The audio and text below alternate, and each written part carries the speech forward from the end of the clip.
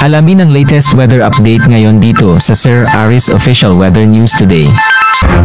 Narito ang ating pinakahuling satellite image kung saan ito ang sentro ni Typhoon Goryeo ay huling namataan sa layong 440 kilometers silangan niya ng Itbayat, Batanes. Ito ay nagtataglay ng lakas na hangin na 120 kilometers per hour malapit sa sentro at bugso na abot sa 150 kilometers per hour. Kumikilos yan sa direksyong Kanluran, Hilagang Kanluran sa bilis na 25 kilometers per hour. At dahil nga dito kay Bagyong Goryeo, asahan natin ang range with gusty winds sa lugar ng Batanes. Samantalang southwest monsoon naman o habagat ang nakakaapekto sa kanlurang bahagi ng Southern Luzon, kanlurang bahagi ng Visayas, kanlurang bahagi rin ng Mindanao. Kaya inaasahan nga natin yung maulap na papawirin at mga kalat-kalat na pagulan, pagkidlat at pagkulog sa Western Visayas, Negros Island Region, Zamboanga Peninsula sa may Barm, pati na rin sa may Soc-Sargen. Kaya ating mga kababayan, lalo na yung mga inuulan ng mga nakaraang araw pa ay pinag-iingat sa mga banta ng pagbaha o hindi kaya pagguho ng lupa.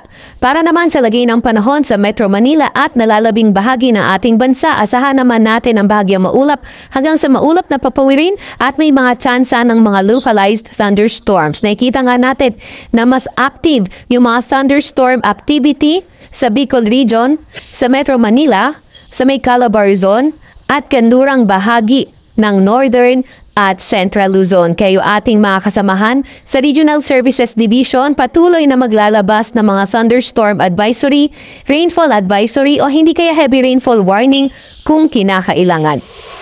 Maliban nga kay Bagyong Goryeo, wala na tayong ibang namomonitor na low pressure area or bagyo sa loob ng ating Philippine Area of Responsibility. At narito naman ang latest trap netong si Bagyong Goryeo. Nakikita nga natin na posible maglandfall ito sa may eastern coast ng southern Taiwan tomorrow morning or afternoon. Posible ngang lumakas pa ito bago maglandfall sa Taiwan. Gayunpaman ay after ng kanyang landfall ay posible na nga itong humina hanggang sa isa na lamang siyang remnant low pagdating ng August 15 which is Friday.